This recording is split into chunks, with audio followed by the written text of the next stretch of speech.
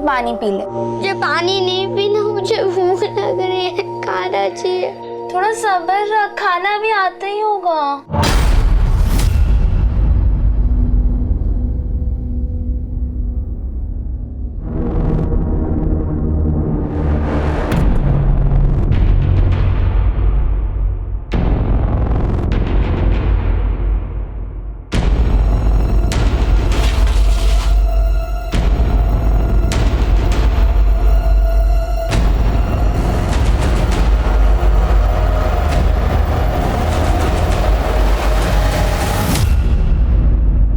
खाना मुफ्त में नहीं मिलता।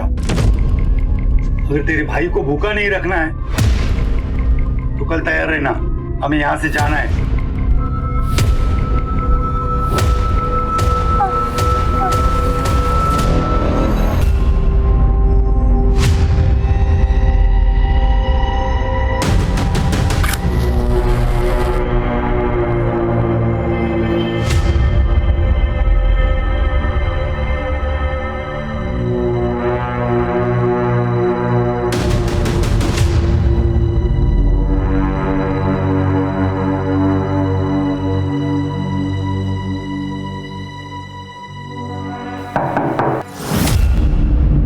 रुको रुको,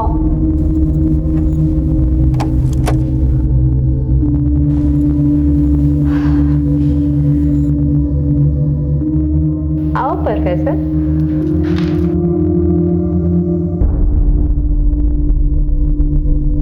अरे बैठो तो।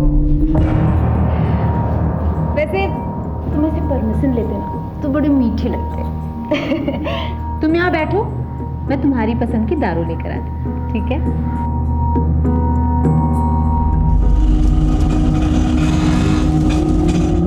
चल उधर, चल चला, छोड़ दो। चल चल, नाटक मत कर, चल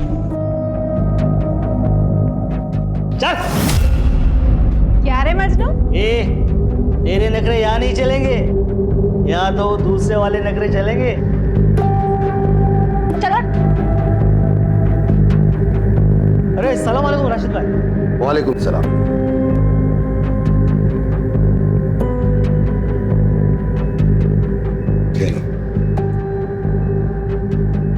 नूरे, इसे मैं तेरे हवाले कर रहा हूं। आज से ट्रेनिंग शुरू कर दो इसकी। राशिद मियाँ, वो मेरा आइटम आके बैठा है, पहले उसको निपटा लूं। और हाँ, इस बार ट्रेनिंग का मैं ज्यादा लूंगी। हाँ, मिल जाएगा। ये ले प्रोफेसर, मूड बना।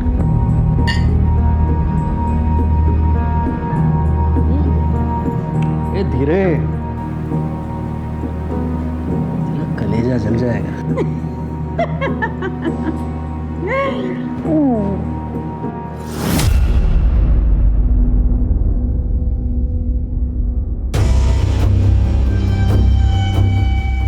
अरे राशिद। जी राघव जी। अरे कल का याद है ना भाई? बिल्कुल याद है यार, फिर वो लड़की कैसी है ये तो बताओ। एकदम मस्त। तो भाई फोटो वोटो भेजो, जरा सूरत तो दिखाओ। अभी तो सो रही है, कल तक फ्रेश हो जाएगी, कल आराम से देख लेना। ठीक।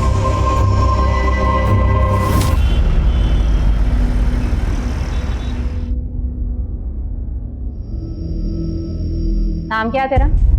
अच्छा रुक, तेरा नामकरण आज मैं करूंगी। रुक, इधर देख। तेरा नाम उर्वशी। चल उर्वशी, अब कपड़े पहन।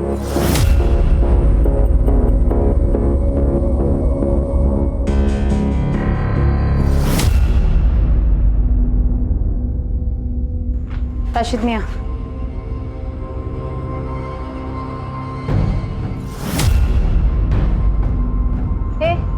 घूर क्या रहा है? चल ऑटो निकाल। चल चल।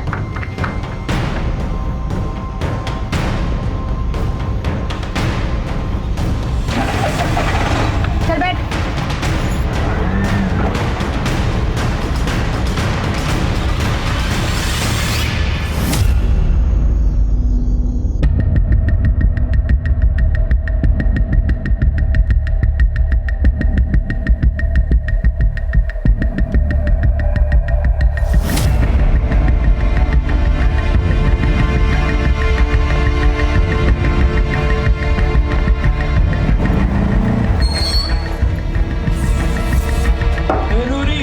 रिक्शा आगे खड़ी कर रहा हूँ।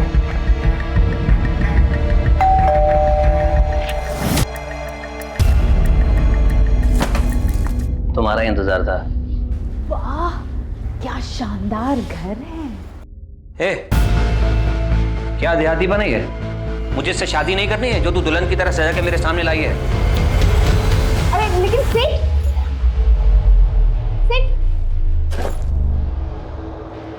जल्दी से कपड़े चेंज करवा के ला।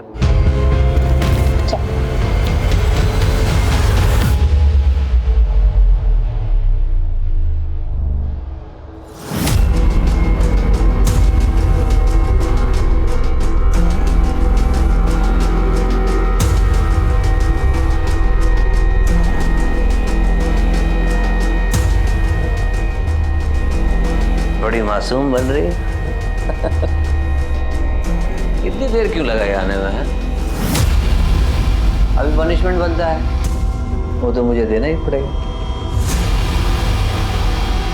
चलो हाथ आगे करो।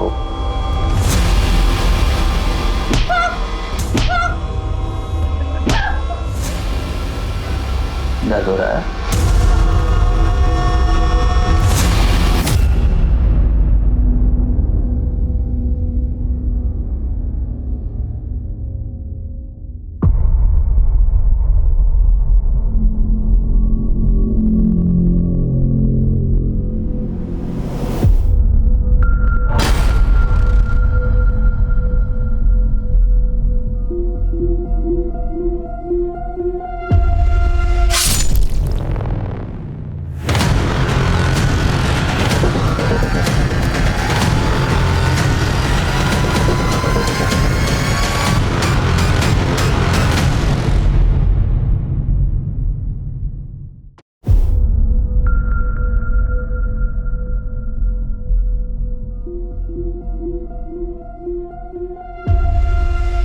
साहब,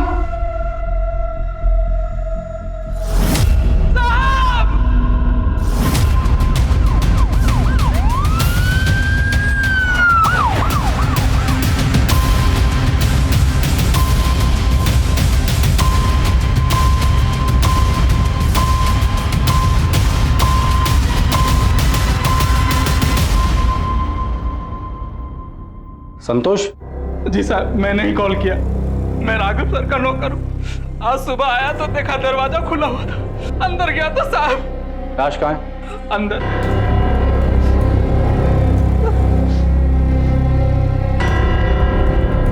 परिवार के बाकी लोग कहाँ हैं? मैम साहब मायके गई है, मैंने उन्हें कॉल कर दिया, आते ही होंगे। तुम यहीं रुको। श्रीवास्तव, घर की तलाशी लो। महेंद्र, अंदर आओ।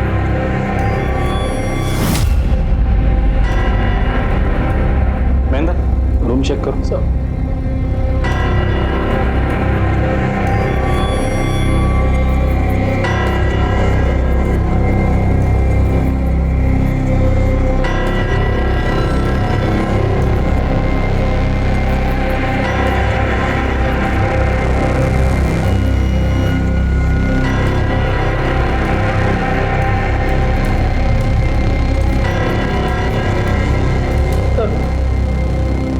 घर के सारे सीसीटीवी कैमरा इसी से ऑपरेट किए जा रहे हैं सर। फुटेज चेक करो।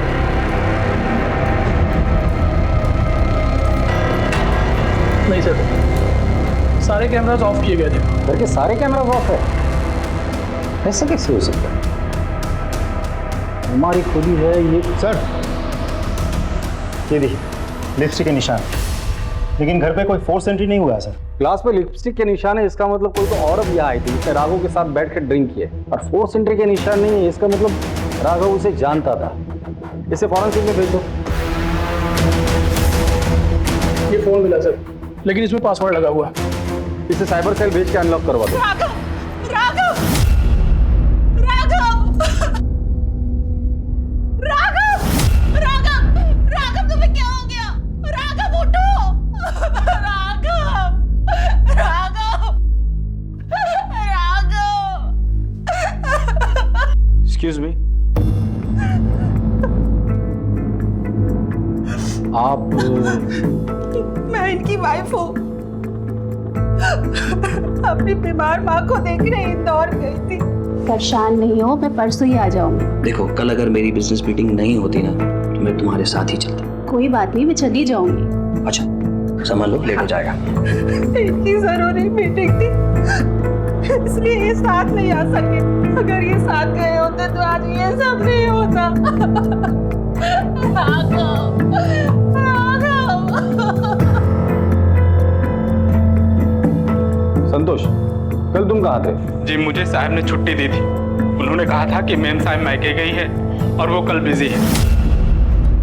संतोष जी सर। देखो कल पूरा दिन और लेट नाइट तक मेरी कॉन्फ्रेंस है, बिजी रहूंगा, तो तुम्हारी कल छुट्टी। ऐसा करना तुम परसों आ जाना। कभी तनख्वाह कटी है तुम्हारी, कैसा लगता है? बुरा लगता है। मैडम को मत बताना, तो तुम्हारी तनख्वाह काट लेगी। जी सर, नहीं बताऊंगा। आजा रुको, ये लो बच्चों के लिए कुछ ले जाना। तो साहब मैं गांव चला गया अपनी बीवी बच्चों से मिलने। तुम जब चले गए थे तब साहब अकेले थे या घर पर और भी कोई था? जी साहब अकेले थे। श्रीवास्तव, इसके डिटेल ले लेना और जब तक इंक्वायरी पूरी नहीं हो जाती तुम शहर छोड़ के कहीं नहीं जाओगे। सर, गेट के एकदम बाहर से टायर के निशान मिले। चलो। सर, ये देखिए सर। ये तो ऑटो रिक्शा के टायर के निशान है। हो सकता है कि अपराधी ऑटो से आया हो। घर में फोर्स एंट्री का निशान नहीं है, ग्लास पे लिपस्टिक के निशान है और घर के सारे सीसीटीवी कैमरास ऑफ है। अजीब बात है। सर ये बात मुझे भी बहुत अजीब लगी। घर के नौकर संतोष ने बताया कि घर पे जो सीसीटीवी है वो सिर्फ राघव ही एक्सेस करता था। I mean switch off switch on करना, फुटेजेस निकालना, इवन जो कोडिंग्स होते थे वो सिर्फ राघव को ही पता था। महेंद्र एक काम करो, इस घर में जाके पता करो कोई सीसीटीवी कैमरा है क्या। अगर है तो उसका फुटेज चेक करो। सर,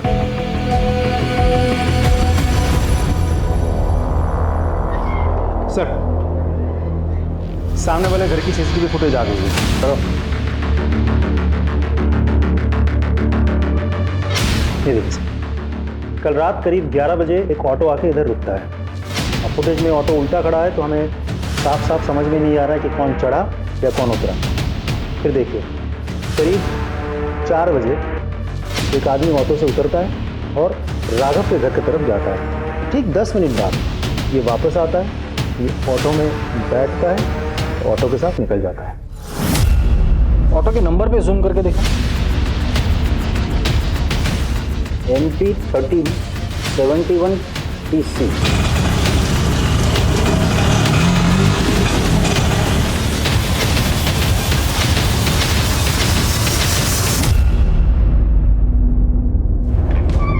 सर श्रीवास्तव, आरटीओ से उस ऑटो और ड्राइवर के बारे में कुछ पता चला? डिटेल्स आज आ जाएगी सर। वैसे प्राइम ऑफिस मुझे ये केस लूट और मर्डर का ही लगता है। मुझे नहीं लगता, क्योंकि घर में फोर्स एंट्री का कोई निशान नहीं। घर के अंदर जो ग्लास मिला था उस पर लिपस्टिक के निशान थे और सबसे इंपॉर्टेंट चीज, घर के सारे सीसीटीवी ऑफ थे। वैसे सोचने वाली बात यह है श्रीवास्तव, वो ऑटो घर के बाहर रात को 11 बजे आती है और सुबह 4 बजे चली जाती है। इतनी देर वो ऑटो वहां क्या कर रही थी?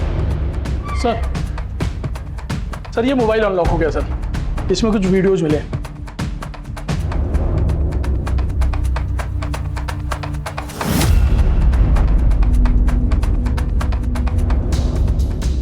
अब पता चला घर के सारे सीसीटीवी बंद क्यों थे। घर के अंदर ये सब चल रहा था। ये राघव कुछ ज्यादा नशे में भी दिख रहा है। नशे की हालत का फायदा उठाकर उस कॉल गर्ल ने राघव का मर्डर किया और भाग गई। सर मुझे भरोसा नहीं है कि मेरे पति लड़कियों को पैसे देकर घर पर बुलाते थे। हमारे पास सबूत है, ये देखिए। सर मुझे तो अभी भी यकीन नहीं हो रहा, वो तो मुझसे कितना प्यार करते थे, फिर उन्होंने ये सब क्यों किया? समझ, कंट्रोल योरसेल्फ, शांत हो जाइए। आपके पति की किसी के साथ कोई दुश्मनी थी, पर्सनल या business rivalry? Sir personal life में तो उनकी कोई दुश्मनी नहीं थी और बिजनेस का मुझे नहीं पता। वो अपने बिजनेस की कोई बात मुझसे शेयर नहीं करते थे, लेकिन हाँ अरोरा को जरूर पता होगा। ये अरोरा कौन? उनके पार्टनर। उनका नंबर है?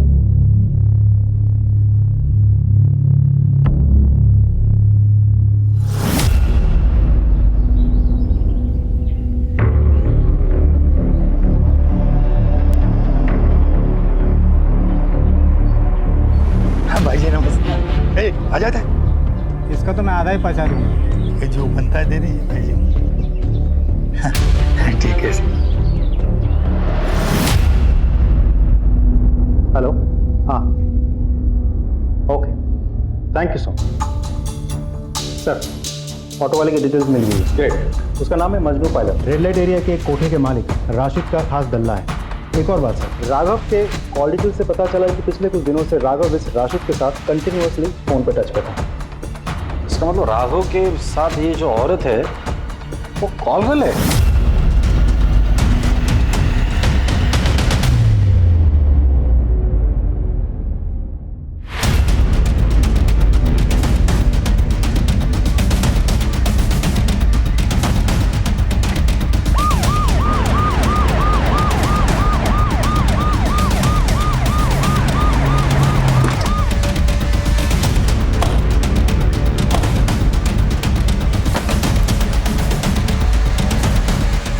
तलाशी लो पूरे ब्रोथल की।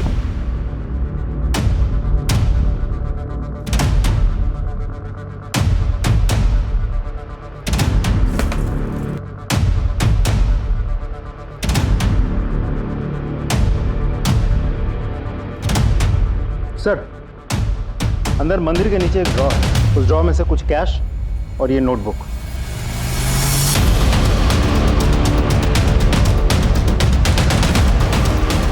ये शायद हिसाब किताब होगा। ये क्या है? कुछ कोड है क्या? देखते हैं। पूरा ब्रोथल अच्छे से चेक किया सर, लेकिन घर में कोई नहीं मिला। लगता है सब भाग गए। तो राशिद का नंबर ट्रैकिंग पे डाल दो और कमरियों को काम पे लगा दो। सर, पुलिस राघव के मर्डर में उलझी हुई थी कि तभी उन्हें एक और लाश की खबर मिली जो इस केस को और पेचीदा करने वाली थी।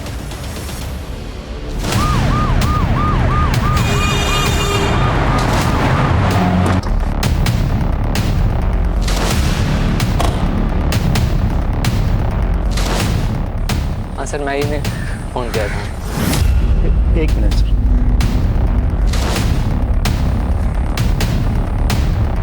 सर, ये तो मजनू पायलट का ऑटो है।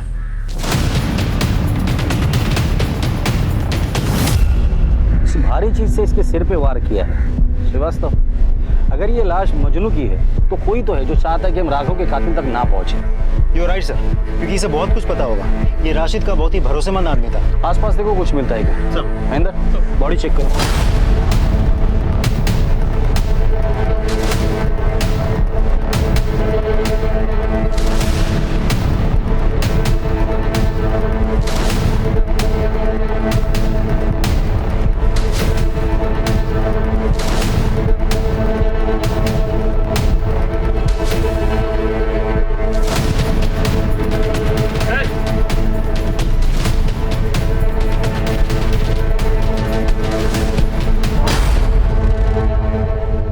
सर, ये पत्थर मिला। ये देखिए, खून लगा हुआ है। इसे फॉरेंसिक भेज दो। जी सर। सर, उसका वॉलेट गायब है सर।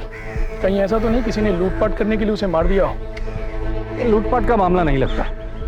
महेंद्र, यहाँ तक पहुँचने का एक ही रास्ता है, हाईवे। यहाँ से लेके हाईवे तक जितने भी सीसीटीवी कैमराज हैं उनका फुटेज चेक करो, पता तो चले यहाँ अकेला आया था या किसके साथ आया। सर, राघव की पोस्टमार्टम रिपोर्ट आ गई सर। एक अजीब बात है सर, रिपोर्ट के अनुसार राघव को शराब के अलावा कोई नशीली दवा भी दी गई थी। इसमें अजीब बात क्या है? बहुत सारी कॉल गर्ल्स अपने कस्टमर को नशीली दवाई देती ताकि वो उन्हें परेशान ना करें। लेकिन सर, मर्डर वेपन पे हमें कोई फिंगरप्रिंट्स भी तो नहीं मिले। इतना प्यारा बच्चा तुम्हें पूरे गांव में नहीं मिलेगा। ये लो 10,000 रुपए। आज से ये बच्चा आपका, ले जाइए इसे। चल जा बेटा।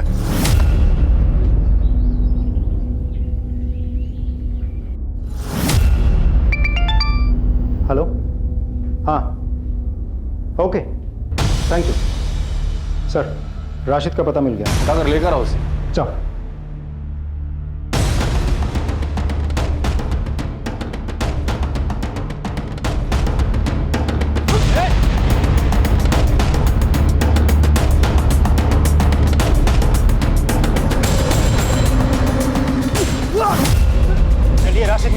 आपकी खातिरदारी करते हैं। ये माजरा क्या है सब? वो वैसे तो मैं कम उम्र की लड़कियों का धंधा नहीं करता सर। राघव जी ने मुझसे कहा कि तुम्हारी लड़की को अगर मैं दिला दूं तो वो मुझे 2 लाख रुपए देंगे। मैं लालच में आ गया सर। एक नई लड़की के साथ मेरे धंधे की भरोसेमंद धंधे वाली नूरी और मजनू को उसके साथ में भेज दी। 2 लड़कियां थी वहां?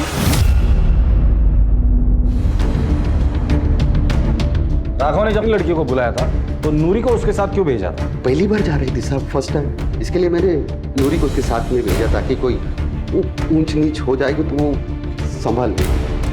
सब कुछ ठीक चल रहा था साहब, लेकिन सुबह सुबह मुझे मजनू का फोन आया तो हेलो, वो राघव का किसी ने कत्ल कर दिया है और अपनी नूरी भी यहाँ पे नहीं है। वो कल भी गायब हो गया भाई। अरे ऐसा कैसे गायब हो सकता है? उन दोनों को पकड़कर मेरे सामने ले आ तो। ठीक है भाई।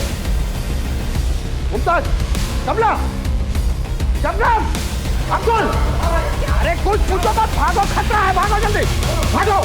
साहब खुदा कसम में घबरा गया था, इसीलिए वहां से भाग गया। क्यों घबरा गया था? मर्डर तो तूने नहीं किया था ना? नहीं साहब। सिर्फ राघव का मर्डर नहीं हुआ है, मजनू का भी। ये अल्लाह, मजनू का कत्ल? ये तो पक्का नूरी का काम है साहब। नूरी का नंबर है तुम्हारे पास? जी सर। नंबर दो।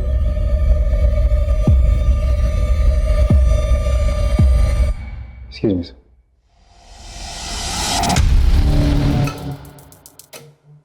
सर, नंबर बंद है। नंबर ट्रैकिंग पे डाल दो, उसका सीडीआर मंगा लो। सर ये क्या लिखा है? ये हिसाब किताब होगा सर, वही रखती थी। और ये तो पता नहीं सर। ये दोनों लड़कियां जा कहाँ सकती है? कहाँ जाएंगे सर, उनका कोई नहीं। उन दोनों की फोटो है तुम्हारे पास? जी सर।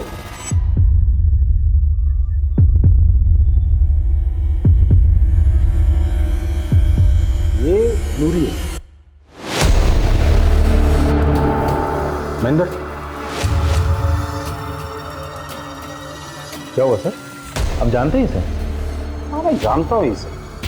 कुछ साल पहले मैं विक्रमनगर पुलिस स्टेशन में था, तब इसे मिला था। साहब मैं अपनी बेटी की शादी के लिए गहने और 50,000 रुपए लेके घर जा रहा था साहब, रास्ते में वो कहीं गिर गया। साहब मेरा नाम तृप्ति है। साहब मुझे रास्ते में एक बैग मिला, उसमें कुछ गहने और पैसे थे। मैंने सोचा थाने में जमा कर दूं, जिसके आप उसे लौटा दीजिएगा। इतनी भली औरत जिसे पैसों का और गहनों का लालच नहीं हुआ था, वो आदमी उसे इनाम के पैसे दे रहा था, वो भी उसने नहीं लिए, वो ऐसा काम करेगी? यकीन नहीं होता। पर सर हम विक्रमनगर पुलिस स्टेशन से इसके डिटेल्स तो मंगवा सकते हैं। करेक्ट।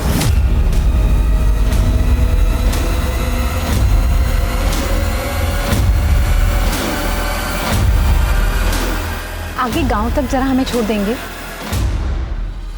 सर फॉरेंसिक रिपोर्ट के हिसाब से राघव के घर के लिपस्टिक वाले ग्लास पे हमें जो फिंगरप्रिंट्स मिले हैं, मजनू के ऑटो से भी हमें सेम फिंगरप्रिंट्स मिले हैं। अगर दोनों जगह के फिंगरप्रिंट मैच होते, इसका मतलब ये है कि ये दोनों लड़कियां ब्रोथल से निकलकर राघव के घर पर गई, उसके ड्रिंक पे नशे की दवा मिला दी, उसके बाद राघव का मर्डर किया, पैसे लिए और वहां से भाग गए। उस रात ये 2 लड़कियां राघव और मजनू से मिली थी और इन दोनों का मर्डर हो गया है। एक और बात सर, मजनू के मर्डर वेपन यानी कि उस पत्थर पर सेम फिंगरप्रिंट्स हैं जो कि हमें रिक्शा और उस ग्लास पर मिले थे।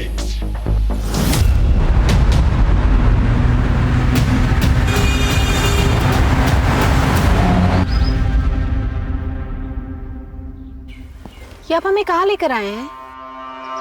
छोड़ो, मैंने कहा छोड़ो, बच्ची को सुनो मत बच्ची को।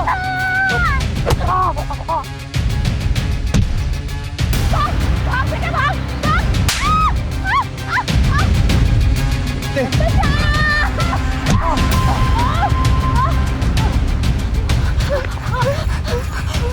तू ठीक तो है ना? हाँ, तुझे लगी तो नहीं ना? हाँ, तुझे भागने कहा था ना, भागी क्यों नहीं तू? मैं आपको अकेले छोड़कर कैसे जा सकती थी माँ?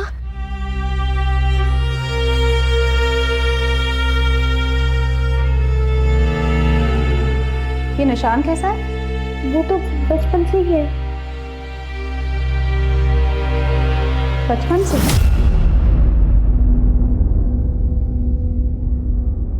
पिंकी,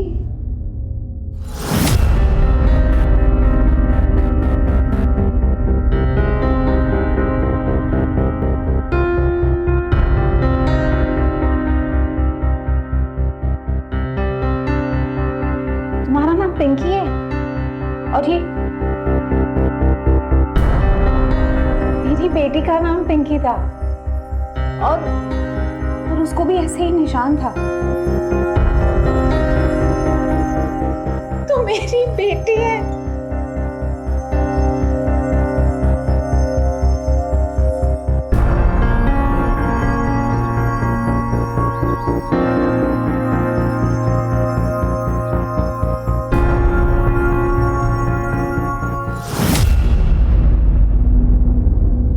पहेली सुलझाने निकली पुलिस का सफर अब एक नए मकाम पर आकर खड़ा हो गया था, जहां वो नूरी को एक नए नाम से जान रहे थे। वो तृप्ति जो उनकी नजर में पहले एक ईमानदार लड़की थी, लेकिन अब एक कत्ल और लूट की वारदात में सस्पेक्ट थी। क्या वो भी किसी मजबूरी का शिकार थी?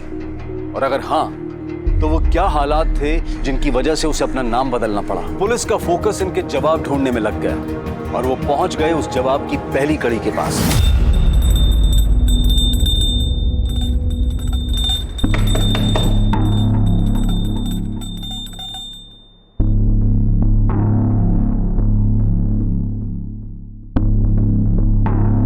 जी कहिए। सूरज। हाँ जी। तृप्ति त्रिवेदी आपकी बीवी है? जी। बुलाइए उसे। जी वो तो मर गई।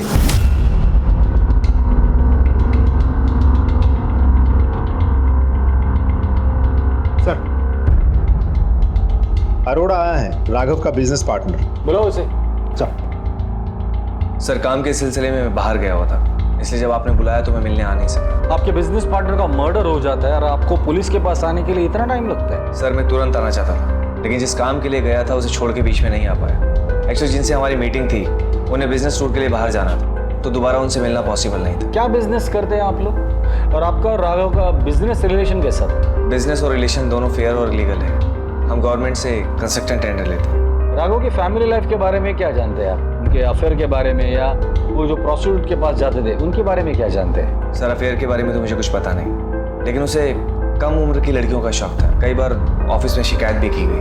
आपने कभी समझाया नहीं? सर बहुत बार समझाया कि सुशील बीवी है, सुखी परिवार है। शायद अगर मेरी बात मान गया होता तो आज ये नौबत नहीं आती। जिस दिन राघव का मर्डर हुआ था, आप जानते हो वो किस लड़की के साथ था?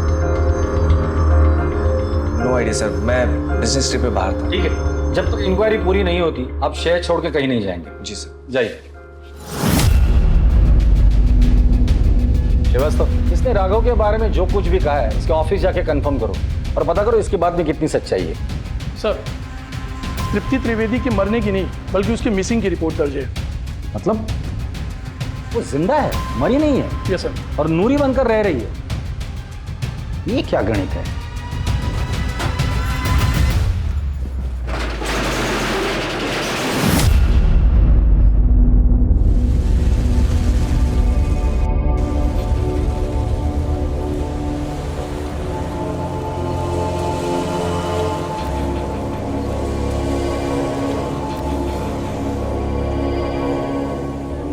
ये है हमारी बेटी और ये तेरा दूल्हा।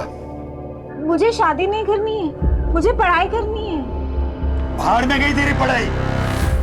तेरी किस्मत में यही दूल्हा है और इससे शादी करनी है तुझे, समझे कि नहीं? वरना बाजार में जाके बेच दूंगा तुझे।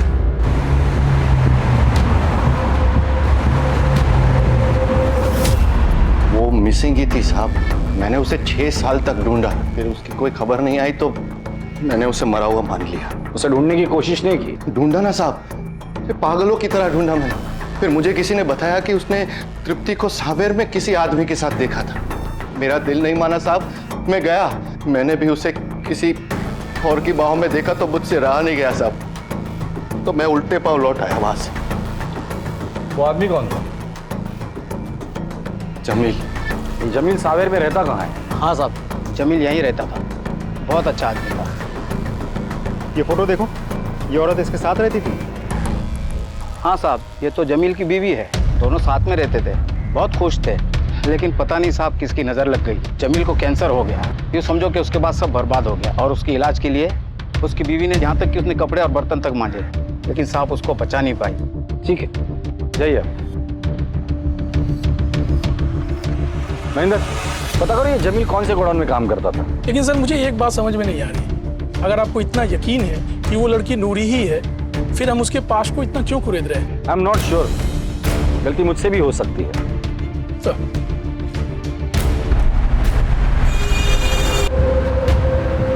अब तू विधवा हो गई, यानी मैं तेरी शादी किसी रईस रंगीन बुड्ढे से कर सकता हूँ। तू भी ऐश करेंगे वहां पे, हाँ? और तेरे बच्चे मैं पालूंगा ना, तू बस खर्चे भेजा कर, बाकी सब मैं संभालूंगा। नहीं नहीं, मैं बच्चे नहीं छोड़ूंगी। क्या तेरा बाप भी छोड़ेगा? अब कोई बहस नहीं, तुझे शादी करनी होगी। और एक बात याद रखना, उसे ये पता नहीं चलना चाहिए कि तेरी शादी हो चुकी है और तेरे 2-2 बच्चे हैं, समझे कि नहीं? सुनो मेरी बात, मैं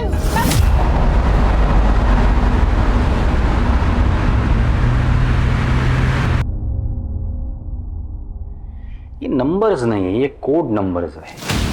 जिस दिन ये कोड नंबर्स का पता चल जाएगा उस दिन ये केस भी सॉल्व हो जाएगा। क्या है ये? सर जमील जहाँ काम करता था उसका पता चल गया। क्या काम करता था? ट्राई स्टार गोडाउन में सर, जिसका मालिक त्रिवेदी है।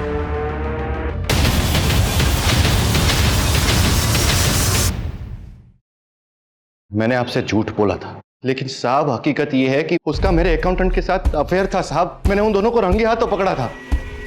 तो तुमने क्या किया? मैं क्या करता साहब, निकाल दिया उसको घर से ताकि उसका पापी साहब मेरे बेटे पे ना पड़े साहब। फिर क्या साहब, भाग गई वो जमील के साथ। फिर मैंने पैसे खिला के उसकी मिसिंग रिपोर्ट लिखाई पुलिस में, ताकि मेरे पड़ोसी, समाज वाले या मेरा बेटा बड़ा हो जाए तो मुझे उनको कोई जवाब ना देना पड़े। दोबारा मुलाकात नहीं हुई इससे? हुई थी साहब, एक बार आई थी वो जब जमील बीमार था। तू यहाँ क्यों आई? मुझे कुछ पैसों की जरूरत थी। जमील की तबीयत बहुत खराब है, उसका इलाज कराना है।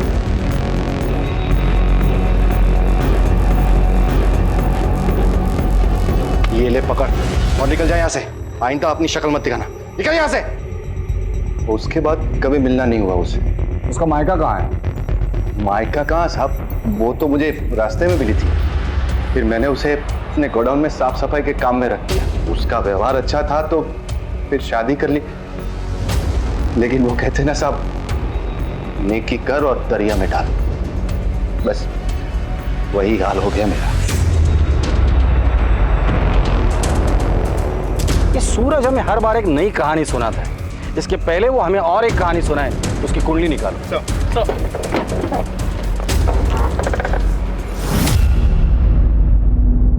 ये वीडियो ध्यान से देखो। नूरी और राघव एक साथ थे, फिर नूरी चली जाती है और 20 मिनट के बाद ये साया अंदर आता है जो राघव को मार देता है। नूरी का जाना और राघव का मरना, इसके बीच 20 मिनट का फासला है। सर शायद वो दोनों राघव के बेहोश होने का इंतजार कर रहे हो। मुझे नहीं लगता। फिर से देखो, राघव के जेब से तिजोरी की चाबी गिरती है, नूरी चली जाती है और 20 मिनट के बाद ये साया अंदर आया जिसने अलमारी खोलने की कोशिश की। इसके आवाज से राघव उठा। ये साया ने राघव पर हमला किया, उसे मारा, कपड़ों की तलाशी ली, चाबी निकाली और अलमारी खोली, पैसे लिए और भाग गया। सर कुछ समझ में नहीं आया, आई एम सॉरी, बट आप कहना क्या चाहते हैं? नूरी को अगर चोरी करनी ही होती तो वो चाबी रिटर्न क्यों करती? तुम लोगों ने नूरी का कमरा चेक किया था? जी सर। क्या मिला था?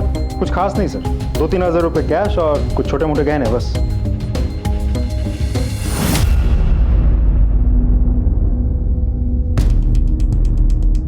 ये नूरी कितना कमाती थी? सर दिन के 2-3 हज़ार। तो पैसे कहाँ गए?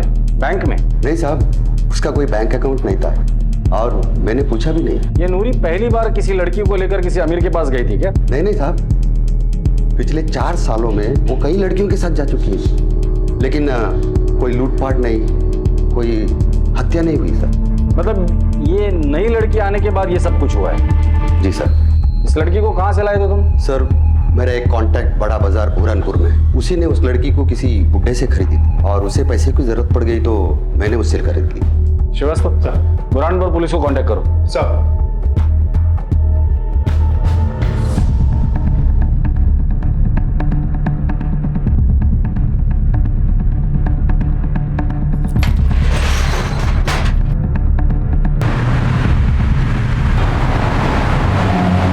नहीं सर। जी सर, मैं आपको अपडेट करता हूँ। जी सर, ओके। बोलो सर, ये अरोड़ा मुझे क्लीन लगता है क्योंकि पिछले कुछ दिनों में किसी के साथ उसकी बातचीत नहीं हुई थी और मर्डर वाली रात भी वो भोपाल में था, सरकारी अफसरों के साथ मीटिंग में बिजी था। CDR से कोई क्लू मिला? नहीं सर, फैमिली और फ्रेंड्स की कॉल्स आए थे। लेकिन सर एक बात तो है, दिन हो या रात, अरोड़ा ने कभी भी किसी का कॉल नहीं उठाया। हमेशा उसने मैसेज किया कि मैं बिजी हूँ, बाद में कॉल बैक करता हूँ। अब सर ऐसा भी हो सकता है कि उसने कॉल नहीं उठाए तो ये सब ऑटोमेटिक मैसेजेस हैं जो कॉलर्स को पहुँच गए। श्रीवास्तव, 3 बार फोन नहीं उठाता है आदमी समझ सकता हूँ, लेकिन रात में भी ऐसा कहाँ इतना बिजी था वो? सर ऐसा भी तो हो सकता है कि वो बिजनेस पार्टी कर रहा हूँ, आई मीन क्लाइंट्स को एंटरटेन कर रहा हूँ। वैसे उसकी लोकेशन क्या दिखा रही है? सर भोपाल में कोई फिजा गेस्ट हाउस की, वहाँ का CCTV फुटेज निकाल। सर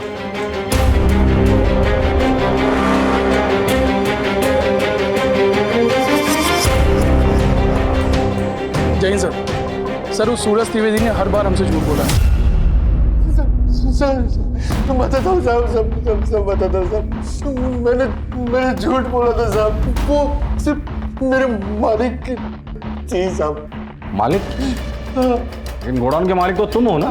मैं तो मैनेजर था, मेरे मालिक का मैं सारा काम करता था साहब, लेकिन उनके मरने के बाद मैंने उनकी सारी चीजें हड़प ली। औरत की मजबूरी का फायदा उठाता है महेंद्र। इसे इतना तोड़ना तो दोबारा किसी मजबूर औरत का फायदा ना उठा सके। नहीं, और झूठ भी ना बोले। नहीं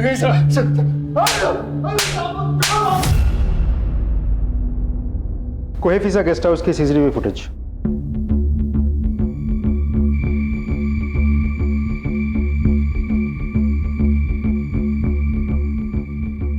ये आया अरोड़ा, 5 बजे उसने होटल में चेक इन किया, रूम में चला गया। उसके बाद वो रूम से बाहर कब निकला था? वो रूम से बाहर नहीं निकला सर, मैंने मैनेजर से कंफर्म किया है। वो ना रूम से बाहर निकला, ना कोई उससे मिलने आ रहा। अगर वो रूम से बाहर नहीं निकला, ना ही कोई उसे मिलने आया, तो उस रात वो किसी का फोन क्यों नहीं उठा रहा था?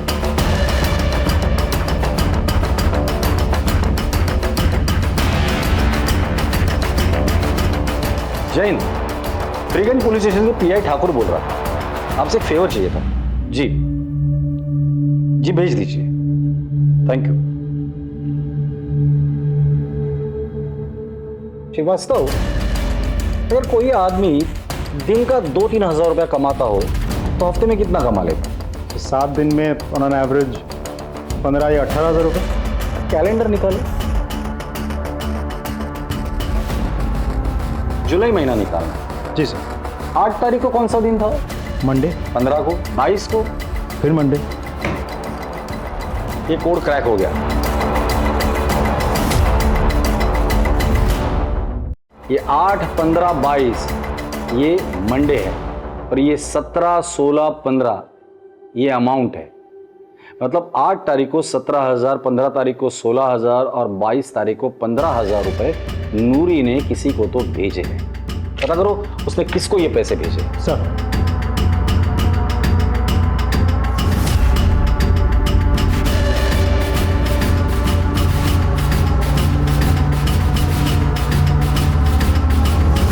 प्रॉमिस। अरे नहीं, प्रॉमिस, जल्दी आ जाऊंगा, बोला ना मैंने। अच्छा, आप मम्मा को बिल्कुल परेशान नहीं करना। अच्छा बेटा, अभी पापा बहुत बिजी है, बाद में फोन करूं? Please please please please. Okay, bye. Sorry, बेटी का फोन था, बोलो। सर, नूरी किसी एजेंट के थ्रू बुरहानपुर में पैसे ट्रांसफर करवाती थी। किसे? गोविंद मिश्रा। सर, इंटरेस्टिंग बात तो ये है कि ये गोविंद मिश्रा बड़ा चौक बुरहानपुर के निवासी है। सर, ये वही जगह है जहां से राशिद ने उर्वशी को खरीदा था। बुरहानपुर के SP से बात करो और बुरहानपुर चलने की तैयारी करो। 1 मिनट। जय हिंद ऑफिसर। ठीक है, राघव की बीवी और अरोरा दोनों को उठाकर लेकर आ।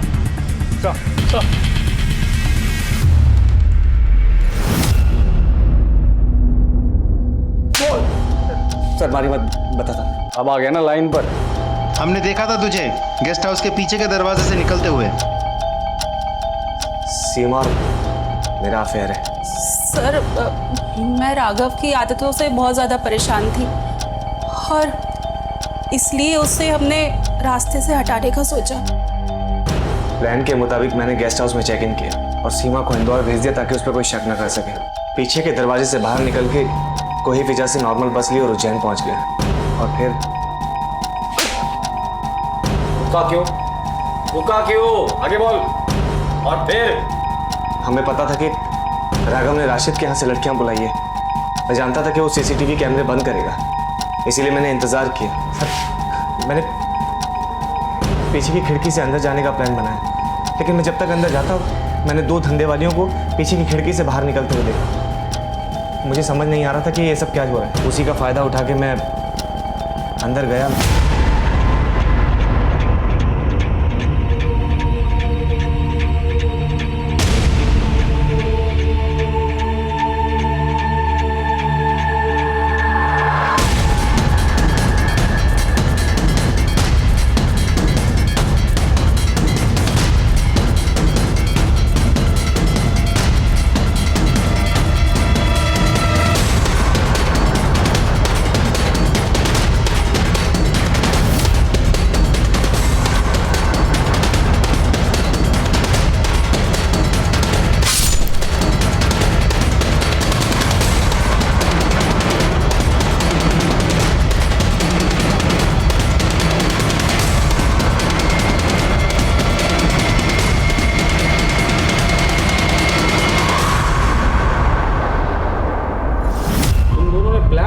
अच्छा बनाया था। क्या सोचा था किसी को समझ में नहीं आएगा? पुलिस वाले इतने बेवकूफ है। तुम्हारा राघव अगर उसकी आदतों से परेशान थी तो उसे समझा देती, अगर नहीं समझता तो डिवोर्स दे देती। इस कातिल का साथ देने की क्या जरूरत थी? एनीवेज, अभी तक आपने साथ जो दिया है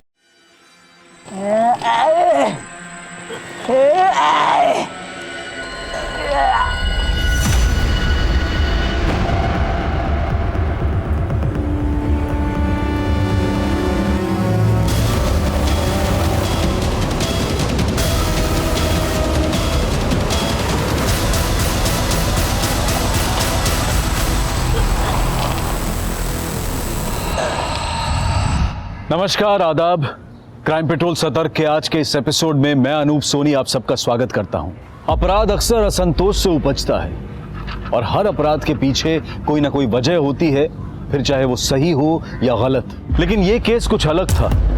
जो दिखाई दे रहा था वो सिर्फ छलावा था। विश्वास, रिश्तों और इंसानियत के लिए प्रवेश मानो वर्जित था।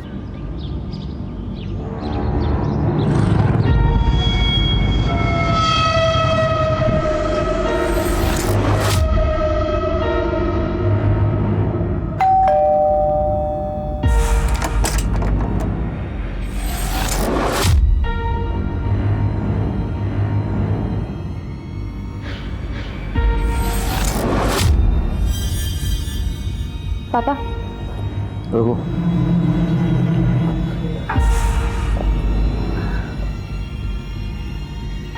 पानी। क्या बात है? आज बिना बोले सारे काम हो रहे हैं। कुछ चाहिए क्या तुम दोनों को? वो प्रियंका को कॉलेज टूर के लिए जाना था। इसके सारे फ्रेंड्स भी। तो जय, ये काम तुम भी कर सकती हो, मेरा सिर क्यों खा रही हो? वो नेट बैंकिंग का पासवर्ड मैं भूल गई तो अकाउंट ब्लॉक हो गया है। लो, दे दो। तुम भी ना।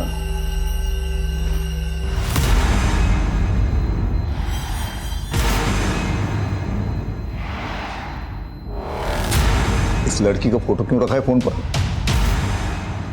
मुझे इमोशनल ब्लैकमेल करना चाहती हो? ये लड़की मेरे लिए मर चुकी है। ऐसे मत बोलिए। आज जन्मदिन है रश्मि का। जन्मदिन उनका होता है जो जिंदा होते हैं। मरे हुए लोगों की बरसी मनाई जाती है। काश 25 साल पहले अपने हाथों से उसका गला दबा के उसे मार दिया होता, तो आज कम से कम उसकी वजह से समाज में बेइज्जत तो ना होना पड़ता।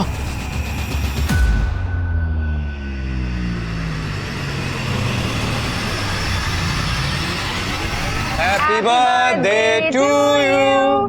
Happy birthday Rashmi. Happy birthday. Happy birthday. Oh my God, Ronak!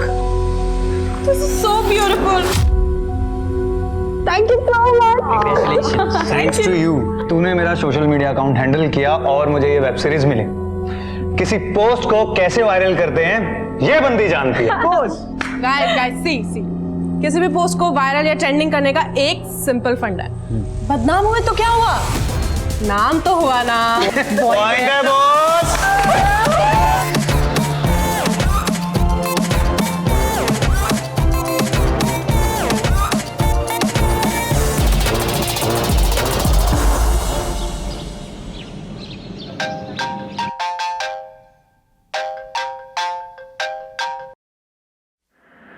Hello रश्मि, ये तूने क्या किया? रौनक, एक मिनट, क्या हुआ है पहले ये बता। देख, मेरे सामने नाटक मत कर। मेरी इमेज की तो तूने लगा दी है, और मेरे घर पर जो तमाशा चल रहा है वो अलग। अगर मेरा करियर डूब गया ना, मैं तुझे जिंदा नहीं छोड़ूंगा। रौनक, पहले बदतमीजी से बात करना बंद करो और आराम से बताओ हुआ क्या है। अभी के अभी मेरा सोशल मीडिया चेक कर जाकर, पता चल जाएगा कि कल तूने क्या पोस्ट किया है।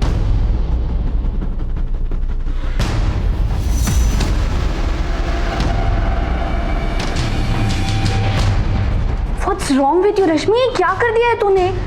यार पता नहीं कैसे हो गया ये, मुझे समझ नहीं आ रहा। मैं नशे में थी तो पता नहीं कैसी गलती हो गई यार।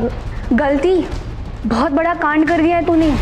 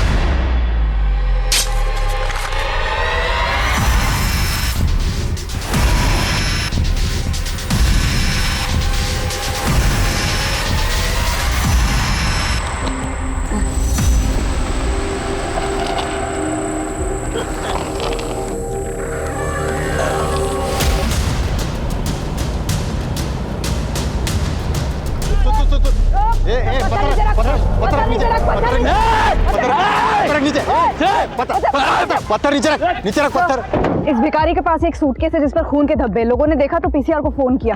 अभी किसी को पास नहीं फटकने दे रहा सूटकेस के सर। पत्थर नीचे रख, पत्थर नीचे रख, पत्थर नीचे रख। गुप्ता, राम,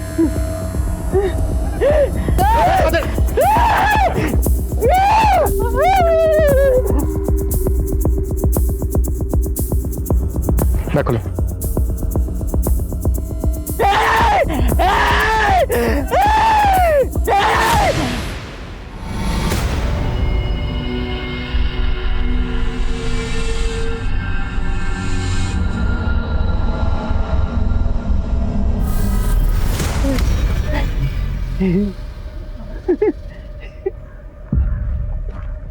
तूने क्या है ना ये सब? तूने मारा ना इस लड़की को? तूने मारा? एक सेकेंड सर, ये भिखारी मंदबुद्धि है। ये मंदबुद्धि है या तेज बुद्धि है, ये तो चेकअप के बाद ही पता चलेगा। हो सकता है इसने ही मारा हो इस लड़की को और पकड़े जाने के डर की वजह से एक्टिंग कर रहा हो। नहीं सर, आसपास लोगों से पूछताछ की थी, वो कई सालों से इसे ऐसे ही देख रहे हैं, यूं ही घूमता रहता है। तो हो सकता है ये सूटकेस इसको कहीं से मिला हो, या फिर ये भी हो सकता है कि किसी ने सूटकेस फेंका और इसने उसको देखा हो। इससे हमें कातिल का हुलिया पता चल सकता है। सर इधर देखिए।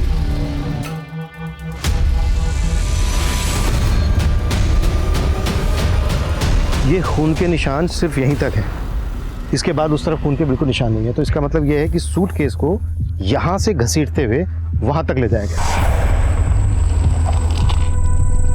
यानी इस पॉइंट तक सूटकेस किसी व्हीकल में लाया गया होगा। राइट, जाहिर सी बात है यहाँ पे कोई सीसीटीवी तो होगा नहीं। इस रास्ते पर आने वाले जितने भी रूट्स हैं उन सब की सीसीटीवी फुटेज चेक करो। उन रूट्स पर आने वाली सभी गाड़ियों को खंगालो। सर, बॉडी को पोस्टमार्टम के लिए भेज देते हैं। और दिल्ली एनसीआर में जितनी भी मिसिंग कंप्लेंट फाइल हुई हैं उन सबको खंगालो। हो सकता है इस लड़की की गुमशुदगी की रिपोर्ट लिखवाई गई। नेट बंद होगा उसका, मिस्ड कॉल देखेगी तो खुद ही कॉल करेगी। पर मम्मी, दीदी का नेट कभी नहीं बंद रहता है, उनका तो सारा काम ही नेट पर है ना। बेटा बिजी होगी, और एक काम कर, तू जाके खाना गर्म कर, तेरे पापा आते ही होंगे, उनको पता चल जाएगा तो तू समझ रही ना बेटा। क्या तो क्या मम्मी, क्या कर लेंगे वो? दीदी ना एकदम सही बोलती है, हम सब पापा के हाथ की कठपुतलियां हैं। क्या वो कभी हमारे बारे में सोचते हैं कि उनकी बेटियों की, उनकी बीवी की भी कोई अपनी विशेष हो सकती है, लाइफ हो सकती है? लेकिन नहीं, वो हमारे बारे में बिल्कुल नहीं सोचते। मैं क्या कुछ गलत बोल रही हूँ mummy?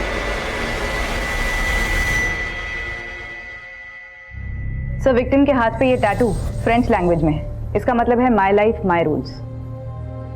My life my rules. बताइए, लड़की रेबल टाइप की होगी।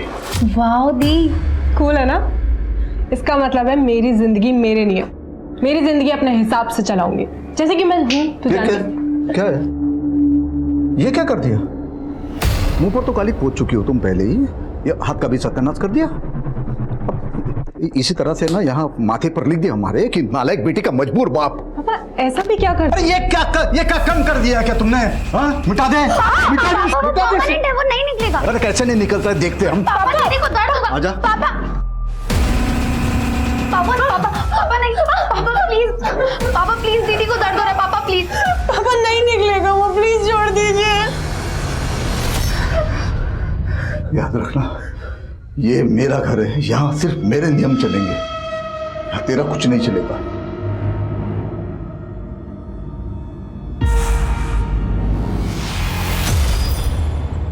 विक्टिम के बारे में और कोई इन्फॉर्मेशन मिली? सर, दिल्ली एनसीआर की सारी मिसिंग कंप्लेंट्स चेक की, लेकिन उनमें से एक का भी विक्टिम से हुलिया मिलता नहीं। प्रतिभा, एक काम करो, लड़की के हाथ पे जो टैटू बनाया है माई लाइफ माई रूल्स, ये टैटू सभी टैटू आर्टिस्ट को दिखाओ। हो सकता है जिस आर्टिस्ट ने टैटू बनाया होगा उसके जरिए से लड़की की पहचान पता की जा सके। और एक बात, लड़की ने जो ये कपड़े पहने, देखो, इन कपड़ों के जरिए इसकी पहचान पता की जा सकती है।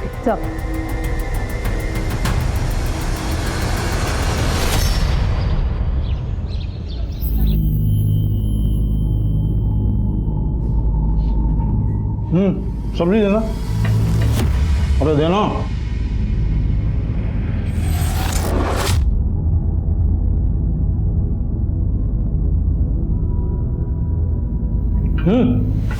तोल के डाल दे क्या? थोड़ी बची है, मेरे और अंजलि के लिए रखी है। कमाता है उसको भूखा रखेगी, खुद पेट भर के ठूस ठूस के खाएगी। वो भी तो भूखी है। ये ले, और खाएगी भरा पेट, और चैन से खाने भी नहीं देते।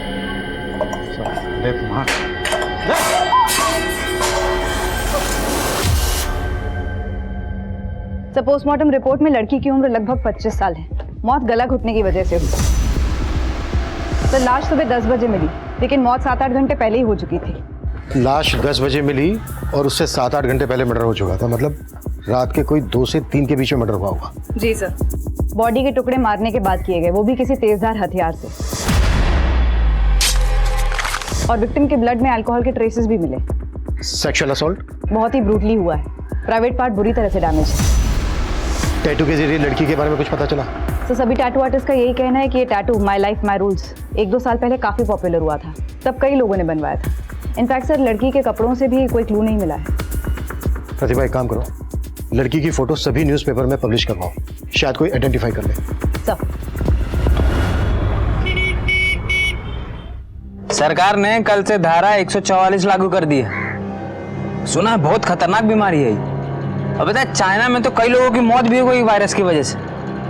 अब पता नहीं क्या क्या दिन दिखाएगा ये कोरोना यार।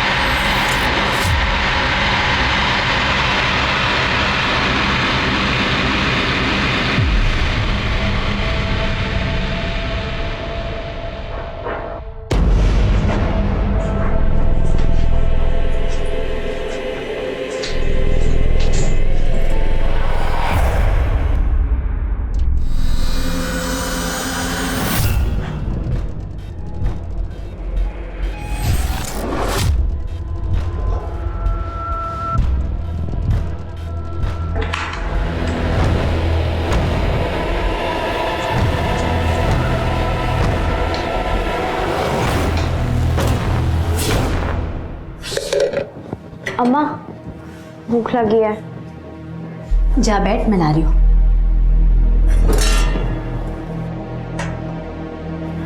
माँ, हाँ सब्जी नहीं बनी? तेरे बाबा के लिए रखी है बेटा, तू जानती है ना, अगर उन्हें कम पड़ा तो हम दोनों को खा जाएंगे। पता नहीं कब पीछा छूटेगा उस आदमी से। ऐसा नहीं बोलते बेटा, जैसे भी हैं तेरे बाबा हैं, और हमें जो भी मिल रहा है ना उन्हीं की वजह से मिल रहा है, समझी? इंदु भाभी, गणेश भैया का एक्सीडेंट हो गया, जल्दी चलिए।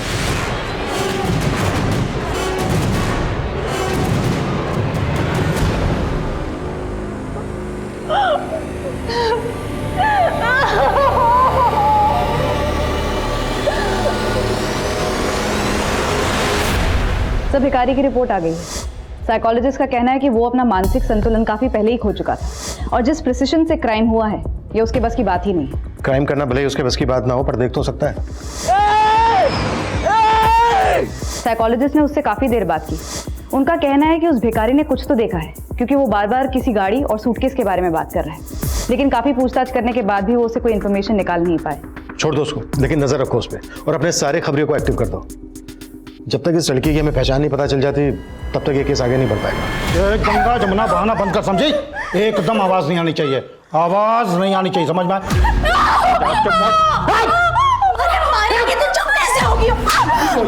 अरे ऐसा नहीं मानोगे तुम लोग।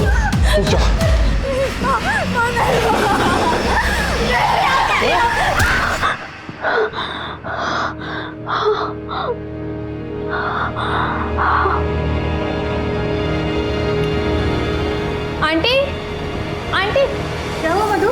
आज का आपने न्यूज़ देखा? नहीं देखा? क्या बात है?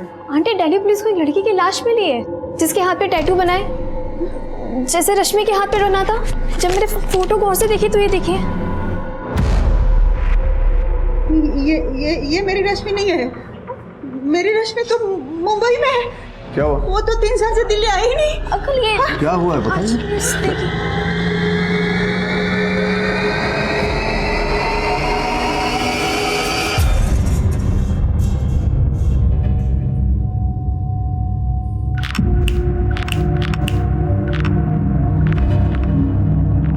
बेटा डरो मत, वो लड़के तुम्हें नहीं छेड़ेंगे अब। अच्छा बताओ, भूख लगी है? एक चाय और एक बिस्किट देना बच्ची को।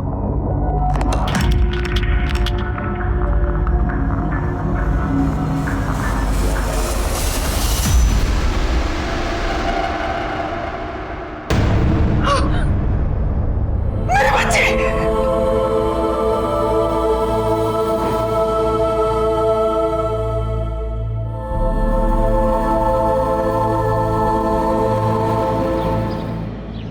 रश्मि तो मुंबई में रहती थी। जब हमने अखबार में खबर पड़ी। माधव जी, आप हमें रश्मि का मोबाइल नंबर दे दीजिए। मोबाइल? सर, वो रश्मि दीदी का फोन चोरी हो गया था, तब से उन्होंने नया नंबर नहीं लिया। ठीक है, आप हमें रश्मि का पुराना मोबाइल नंबर और मुंबई का एड्रेस दे दीजिए। आप लोगों की आखिरी बार कब बात हुई थी रश्मि के साथ? 6 दिन पहले बात हुई थी इंटरनेट पर। मुंबई में ही हो प्रियंका, और कहाँ जाऊंगी? रश्मि दीदी 3 साल हो गए, अब तो घर आ जाओ। देख, मैं उस जेल में वापस नहीं आ सकती, वरना जेलर साहब और पापा मेरी जान ले लेंगे। हम इंटरनेट के थ्रू ही बात किया करते थे। रश्मि कौन सी कंपनी में काम करती थी? कंपनी का तो नहीं पता, लेकिन किसी टैलेंट मैनेजमेंट कंपनी के साथ वो काम करती थी। रश्मि अगर मुंबई में रहती थी तो उसकी लाश यहाँ दिल्ली कैसे पहुंची होगी? मुंबई पुलिस से कांटेक्ट करो और रश्मि की सारी इंफॉर्मेशन निकालो। एक तरफ रश्मि के कातिल की तलाश पुलिस को मुंबई ले गई थी, तो दूसरी तरफ दिल्ली से सटे गाजियाबाद में भी एक बहुत ही बड़ी घटना घटी। सर, ये कुमार जायसवाल का घर है। सर, बड़े ही दबंग आदमी थे, अपने वार्ड के पार्षद भी रह चुके हैं। सर, इनकी लाश।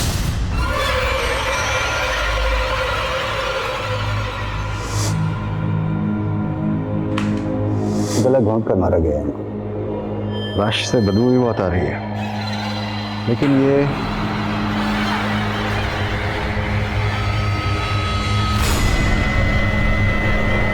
लगता है इस रस्सी का इस्तेमाल गला घोंटने के लिए किया गया है। कांस्टेबल, इसको फॉरेंसिक जांच के लिए भेजो। अच्छा, घर में लूटपाट जैसी भी कोई घटना घटी है? हाँ सर, पूरा घर बिखरा पड़ा है। सबसे पहले लाश को किसने देखा? सर, इनके पड़ोसी अजीत महतो। साहब, 1-2 दिन से मैंने जायसवाल साहब को नहीं देखा, और जब ये थाली वाला कार्यक्रम हो रहा था उस वक्त भी बाहर नहीं आए। अरे जायसवाल साहब, जायसवाल साहब, अरे बाहर निकलो।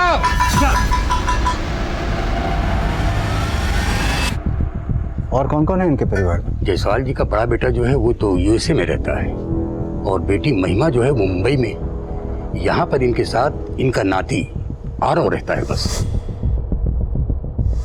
और आरव अब कहाँ है? आरव को तो मैंने कई दिनों से नहीं देखा। लास्ट टाइम जब मैं उसको देखा था तो अपने ही घर में चोरी करता है। अपने ही घर में चोरी करता है। जी, क्यों मार रहे हैं आरव? अरे नशेड़ी हो गया एक नंबर का, अपने ही घर में चोरी करता है। साहब, आरव को तो नशे की लत पड़ गई थी, और इसके लिए उसने घर में कई बार चोरी भी किया है। मुझे तो ऐसा लगता है साहब के पैसे के लिए ही उसने। सब पूरा घर छान लिया, सारी कीमती चीजें चोरी हो चुकी है। सर, जायसवाल साहब के पास एक गन थी, वो मिली होगी आप लोगों को। उनके पास गन? जी सर, पूरा घर देख लिया, कोई गन नहीं मिली। सर, रश्मि की बहन प्रियंका ने हमें जो उसका मुंबई का एड्रेस दिया था वो फेक है सर। रश्मि की फैमिली कहती है कि रश्मि मुंबई में रहती थी, वो दिल्ली कभी वापस लौटी नहीं। अब या तो रश्मि ने अपनी फैमिली से झूठ बोला था, या फिर रश्मि की फैमिली हमसे झूठ बोल रही है।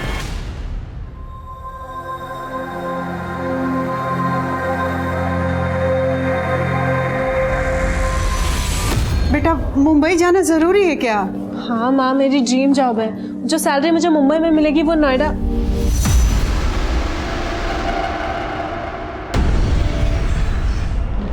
ये सब्जी लाइए, ये रख दो।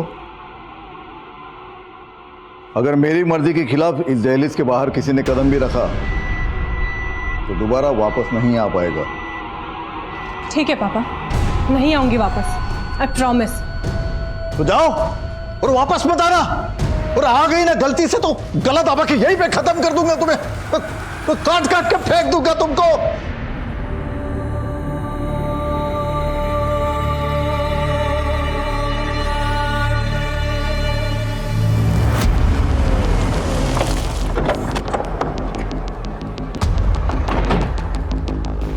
ये क्या बात कर रहे सर आप? हम आपसे झूठ क्यों बोलेंगे भला? देखिए, पहली बात तो मेरी रश्मि से कभी बात होती नहीं थी, ये प्रियंका की बात होती रहती थी। तो प्रियंका तो बता देना उनको। रश्मि जब मुंबई से तुझे फोन करती थी और जब मुंबई में रहती थी कहाँ कहाँ घूमने जाती थी सब बताती थी ना तुझे, तो बता देना इनको। सर, रश्मि दीदी मुंबई में ही रहती थी, मलाड में। वो दिल्ली में रहती थी, उन्होंने कभी मुझे ऐसा बताया नहीं। और वो मुझसे क्यों झूठ बोलेंगी सर? प्रियंका, अगर कोई ऐसी बात है जो तुम अपने माँ बाप के सामने हमसे नहीं बताना चाहते तो एक मिनट माधव जी, एक मिनट, तो तुम हमसे अलग से भी बता सकते हो। नहीं सर, ऐसी कोई बात नहीं है। ये रश्मि का परिवार हमसे झूठ बोल रहा है, और एक दूसरे से भी। रश्मि की फैमिली पे नजर रखो सर। और सर, रश्मि के पुराने नंबर की डिटेल्स कल तक आ जाएंगी। वो किन किन लोगों के साथ टच में थी ये भी पता चल जाएगा। रश्मि के दोस्तों से मिलते हैं, हो सकता है जो बात हमें रश्मि की फैमिली नहीं बता रही उसका दोस्त बता दे। सर, कुमार जायसवाल का नाती आरव, उसका अभी तक कुछ पता नहीं चला है। लेकिन सर, एक काम की खबर हाथ लगी है। एक ड्रग पेडलर अंकुर है, उसके साथ इस आरव का उठना बैठना था। ठीक है, ये माना कि अंकुर आरव को ड्रग सप्लाई करता था, लेकिन इससे कहीं साबित नहीं होता कि उसका मर्डर से कोई लेना देना हो सकता है सर, क्योंकि अंकुर ने आरव को ड्रग्स दिए थे बेचने के लिए, लेकिन ये नशे का आदी आरव, उसने सारे ड्रग्स खुद ही उड़ा दिए। तब तो ये अंकुर आरव के पीछे हाथ धो करके पड़ गया होगा अपने नुकसान की भरपाई करने के लिए। जी सर, घटना के 3 दिन पहले आरव गया था अंकुर को पैसे देने के लिए, लेकिन कुमार जायसवाल ने इन दोनों को देख लिया था।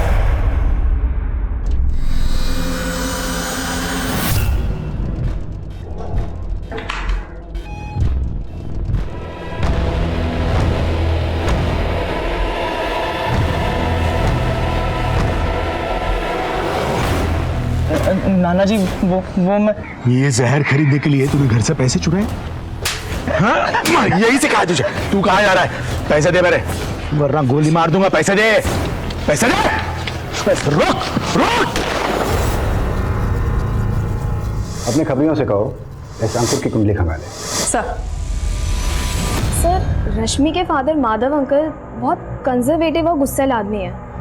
ऊपर से वो रश्मि से तो बहुत ज़्यादा ही चिढ़ते थे। एक बार तो अच्छा सुनना, वो फाइल प्लीज आज मुझे कंप्लीट करके दे दे। हाँ, और मेरी फाइल रहेगी, वो भी ईमेल मैं करना था लेट हो रहा मुझे। हूँ, मुझे निकलना है। अच्छा, और कल तुम्हें कब तक करना है बता देना मेरे को, ठीक है? चलो ओके। हाँ ठीक है पापा। वो बीच रास्ते में और लड़कों के साथ लिपटने चिपकने के लिए तुमको आदत दी चाहिए थी। पापा ये दोस्त है मेरे। दोस्ती का मतलब बताया मैं। चल घर चल, चल घर चल, बताते हैं तुमको।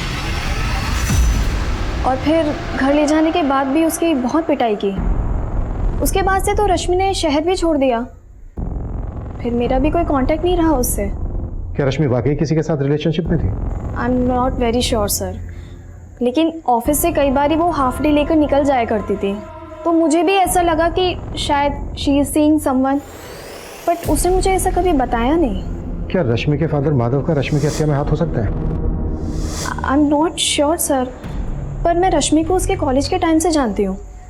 कॉलेज में वो किसी भी लड़के से बात नहीं करती थी, अपने पापा के डर की वजह से। उसके पापा ने अपनी दोनों बेटियों को धमका के रखा था कि किसी भी लड़के से बात की तो वो जान से मार देंगे। ये क्या बोल रहे सर आप? अगर मुझे रश्मि को मारना ही होता तो 3 साल पहले ही मारता मैं, जब मेरी मर्जी के खिलाफ उसने हमारे घर के दहलीज के बाहर कदम रखा था मुंबई जाने के लिए।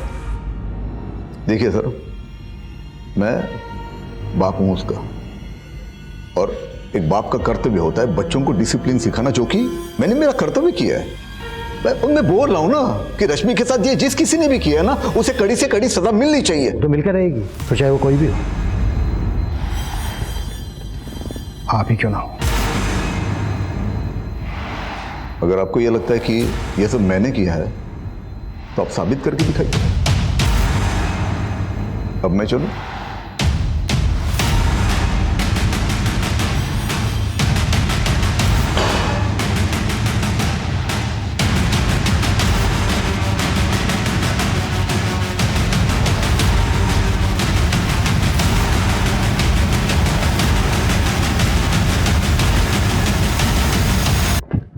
सर, रश्मि के कॉल रिकॉर्ड्स आ गए।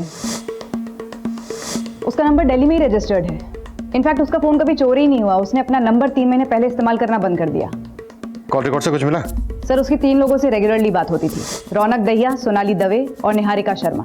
रौनक और निहारिका एक्टर्स हैं और ये सब के सब दिल्ली में बेस्ड हैं। इनफैक्ट सर, उसके कॉल डिटेल्स में एक भी नंबर मुंबई का रजिस्टर्ड नहीं है। इसका मतलब रश्मि कभी मुंबई गई नहीं थी, वो यहीं दिल्ली में थी। रश्मि ने अपनी फैमिली से झूठ बोला कि उसको मुंबई में जॉब लगी है। और हाँ सर, रौनक का 3 महीने पहले सोशल मीडिया पर एक आपत्तिजनक वीडियो वायरल हुआ था। तब रश्मि उसका सोशल मीडिया अकाउंट हैंडल कर रही थी। हे नेटिजन्स, आज मेरा बर्थडे है। सी, हैप्पी बर्थडे रश्मि। और आज मेरे बर्थडे पे मैं आप सबके साथ ना बहुत सारी बातें शेयर करना चाहती हूँ।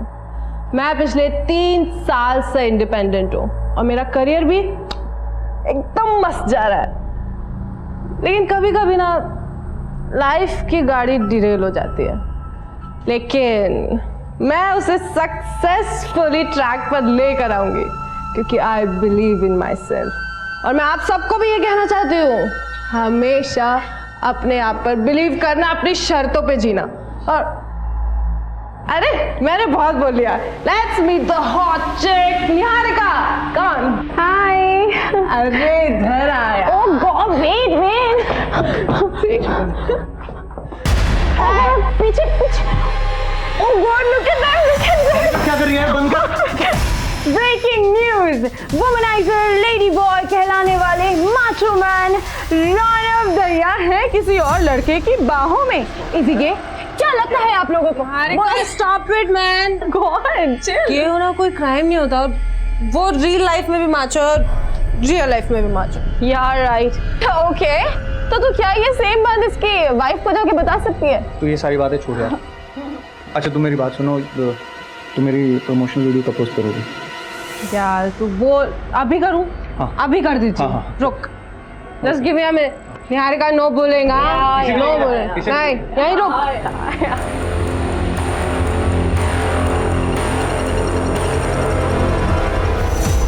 अगर मेरा करियर डूब गया ना, मैं तुझे जिंदा नहीं छोड़ूंगा। रौनक, पहले बदतमीजी से बात करना बंद करो और आराम से बताओ हुआ क्या है। अभी के अभी मेरा सोशल मीडिया चेक कर जाकर, पता चल जाएगा कि कल तूने क्या पोस्ट किया।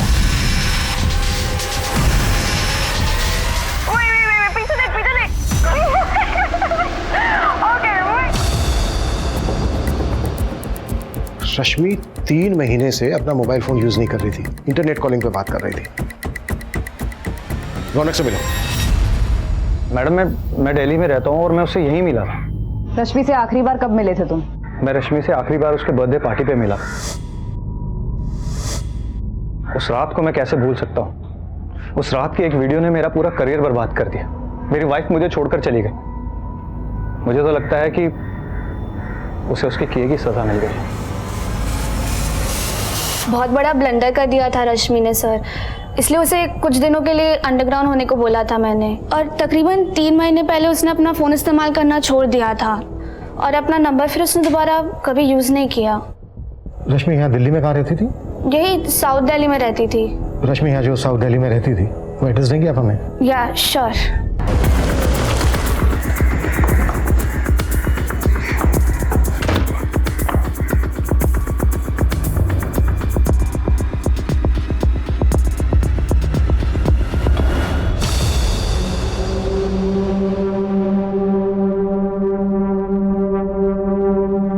रश्मि का मर्डर यहीं किया गया।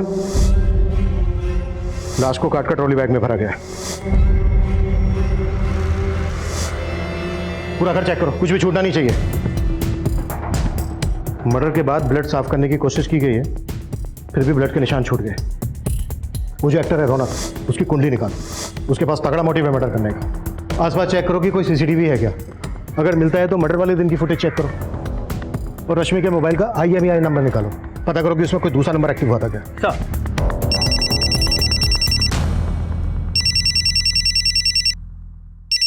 हेलो,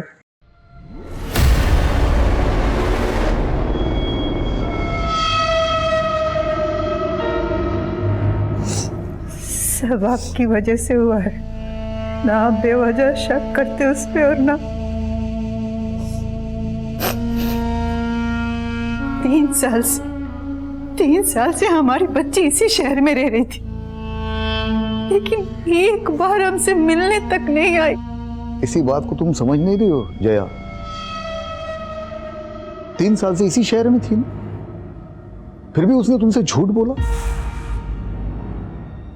अपने घर से ज्यादा उसे अपने आजादी प्यारी थी।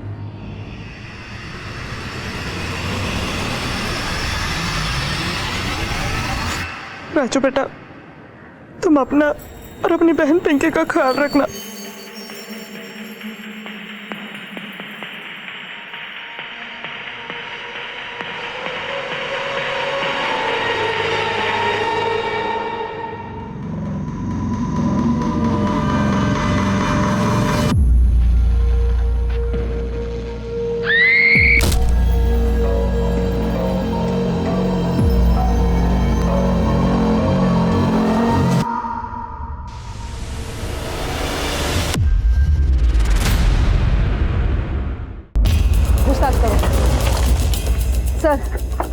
सर ये फैमिली 4 महीने पहले ही यहाँ शिफ्ट हुई थी।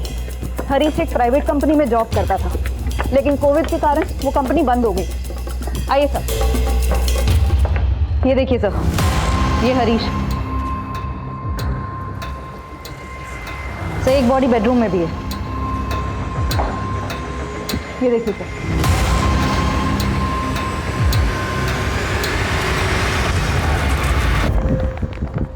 हरीश की पत्नी सुषमा के CDR में 1 नंबर सस्पिशियस मिला है।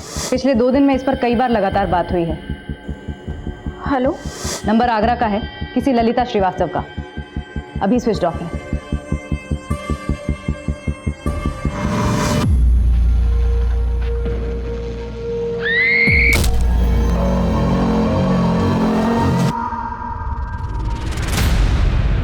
सर 5 साल पहले ललिता ने खुदकुशी की थी। इन्वेस्टिगेशन में कुछ सस्पिशियस तो नहीं मिला, बस इतना पता चला कि खुदकुशी करने से पहले ललिता बैंक गई थी। बैंक के एक एम्प्लॉय ने उसको ठगा था। ठीक है, आप चिंता मत कीजिए, आपका काम हो जाएगा और 2 दिन के अंदर अंदर आपका पैसा आपके अकाउंट में आ जाएगा।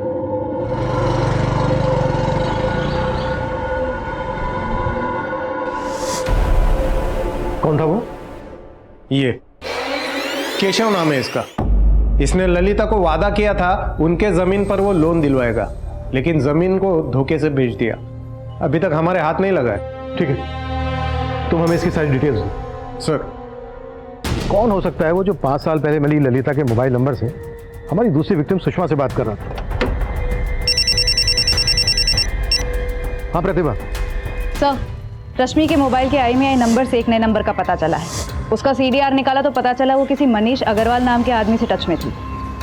मैं आगरा से निकल रहा हूँ, थाने बुलाओ उसको।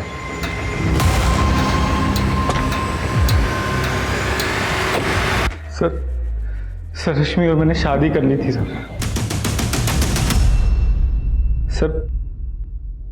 हम दोनों प्यार करते थे सर एक दूसरे से। हम दोनों ही अपने अपने घर से मुंबई में अच्छी जॉब का बहाना करके निकले थे, लेकिन शादी के बाद भी हम दिल्ली में ही थे सर। रश्मि अपने घर वालों से झूठ बोलती थी कि वो मुंबई में है। वो मेरे साथ नहीं थी, दिल्ली में सर। बहुत खुश थे सर, पता नहीं किसकी नजर लग गई हमको और हमारे बीच हर छोटी मोटी बात पे झगड़े होने लगे और फिर ये धीरे धीरे झगड़े बड़े होते गए सर।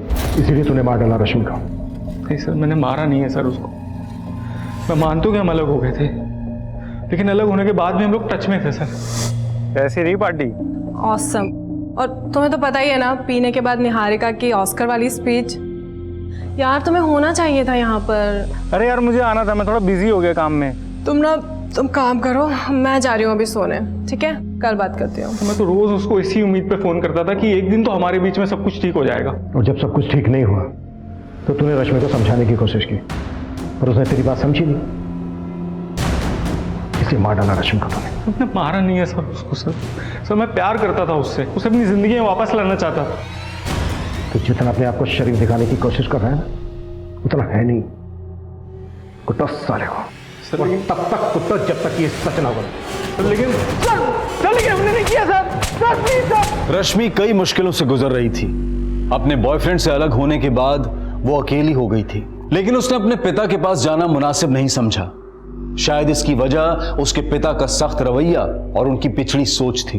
पुलिस इस केस में काफी आगे निकल चुकी थी, लेकिन इस साजिश का मास्टरमाइंड उनसे 2 कदम आगे था और अपने अगले शिकार पर घात लगाए बैठा था।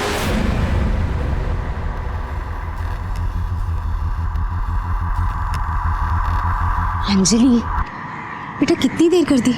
सॉरी माँ, काम थोड़ा ज्यादा था। बस काम काम काम काम के चक्कर में ना तुम माँ को भूल जाएगी, है ना? अब आप नाराज मत हो। अच्छा, एक काम करते हैं, हम ना आपका दिमाग ठंडा करने के लिए ठंडी ठंडी कुल्फी खाते हैं। यहाँ पास ही में बहुत अच्छी मिलती है। क्या हुआ? कुछ नहीं, चल। कब से बैठ के इंतजार कर रही थी मैं, अब आएगी अब आएगी।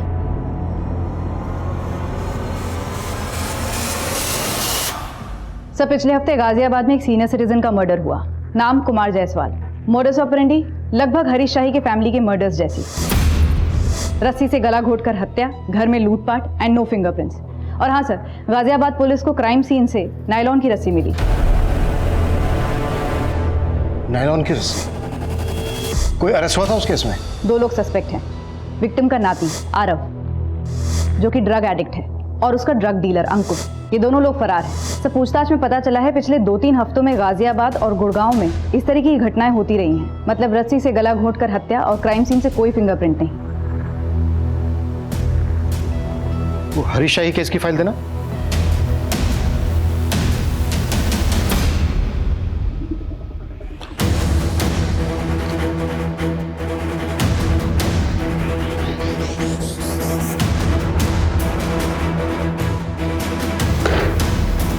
इसमें कोई डाउट नहीं है, गाजियाबाद में हुए मर्डर का हरीश की फैमिली में हुए मर्डर से कनेक्शन है। ऐसी चीजें खंगालो जो इन मर्डर्स में कॉमन है।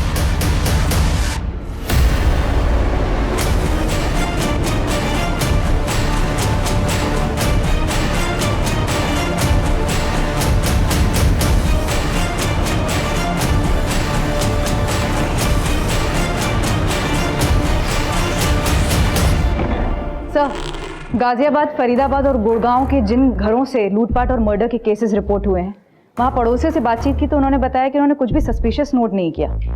सर, किसी भी घर में सीसीटीवी नहीं था, तो कौन आया कौन बाहर गया इसका कोई रिकॉर्ड नहीं। लेकिन सर, जब मैंने उन घरों तक जाने वाले रास्ते की सीसीटीवी खंगाली तो एक बड़ी चौंकाने वाली बात हाथ लगी।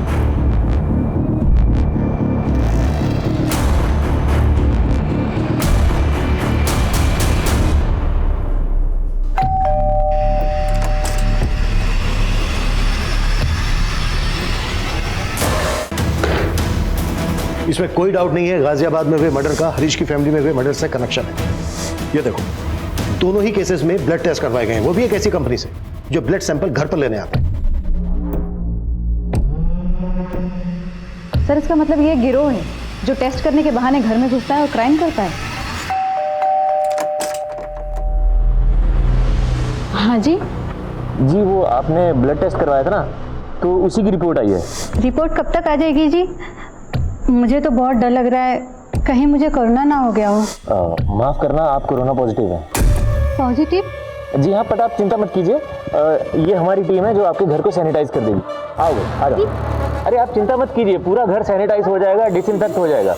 आप टेंशन मत लीजिए। एक मिनट पुत्र, एक मिनट, पहले मैंने बहू की रिपोर्ट तो देखने दे। अबे पापा जी, आप रिपोर्ट देख के क्या करेंगे? वो क्या है ना कि सारी मेडिकल लैंग्वेज है, तो आपको समझ में नहीं आएगी। मैनू सब समझ में आता है। तेनू पता नहीं है पुत्र, मैं अपने पिंड विच ना वैद था, वैद। बे बुड्ढे, फोन किसको लगा रहा है तू? हाँ, ज्यादा होशियारी कर रहा है तू।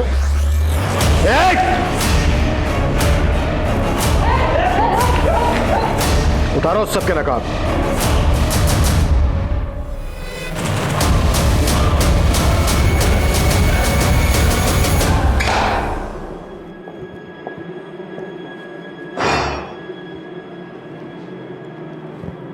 ललिता श्रीवास्तव तुम लोगों की पहली शिकार थी ना, जिसको लूटा तुम लोगों ने, जमीन हड़प ली उसकी। वो थी इतनी बेवकूफ कि उसको उल्लू बनाना बहुत आसान था सर। जब मैंने उसकी जमीन बेची तो आई थी मेरे पास रोती हुई। हाँ बोलिए, क्यों बुलाया मुझे यहाँ? प्लीज मेरे साथ ऐसा मत करो, वो जमीन मेरे लिए बहुत जरूरी है। देखिए, पेपर तो आप ही ने दिए थे ना मुझे। मैंने तो लोन के लिए दिया था। मैं कुछ नहीं कर सकता। अरे देखो, मैं मर जाऊंगी। आपको जो करना है आप कीजिए, मैं कुछ नहीं कर सकता।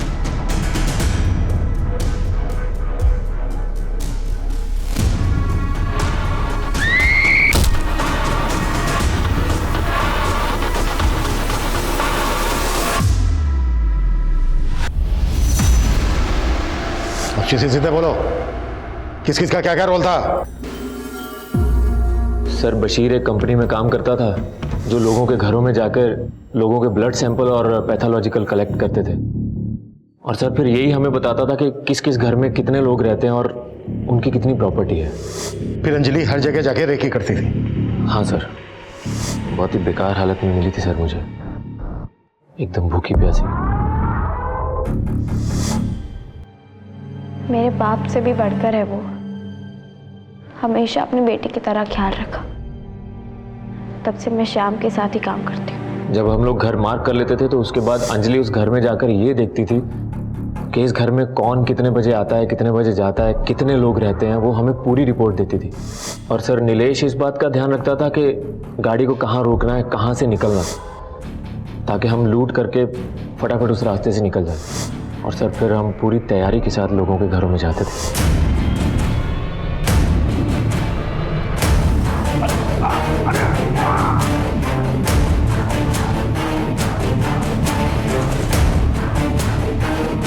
रश्मि को भी तुम ही लोगों ने मारा ना? जी, सब पता कर लिया है हमने। मेरे पास भी रश्मि के केस में एक लीड है। रश्मि ने अपने मर्डर से एक दिन पहले सेम कंपनी को अपने ब्लड टेस्ट के लिए सैंपल दिया था। और ये बोलो, रश्मि के साथ अलग क्यों? रश्मि का मर्डर हमारे प्लान में शामिल नहीं था। ये तो सब इसकी वजह से हुआ सर। हम लोग एक्चुअली 18 तारीख को उसका घर लूटने वाले थे, लेकिन ये सब भी पहुंच गया उसके घर में। तब वो अंजलि के साथ रेकी पर गया था, तब दिखी थी पहली बार रश्मि। उसको देखते ही मेरा बत्ती जल गया साहब।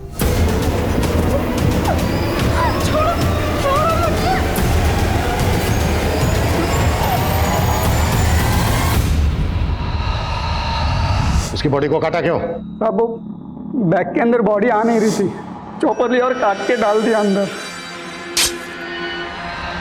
और बॉडी फेंकने गया। अधिकारी ने मुझे देख लिया साहब।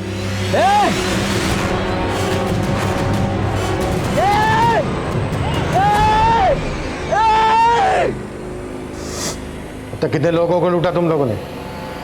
सर यही कोई 500-550 लोगों को ठगा होगा। इनकी चीखें 1 किलोमीटर दूर तक सुनाई देनी चाहिए पुलिस स्टेशन के। ये लो कुटा सालों को।